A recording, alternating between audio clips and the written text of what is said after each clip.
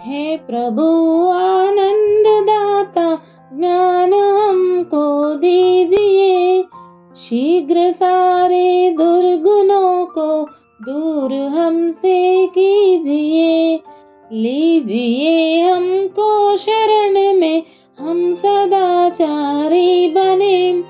निंदा किसी की हम किसी से भूल कर भी ना करें।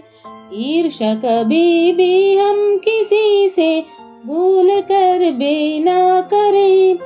हे प्रभु आनंद दाता, ज्ञान हमको दीजिए। सत्य बोले झूठ त्यागे, मेल आपस में करें। प्रेम से हम गुरुजनों की नित्य ही सेवा करें।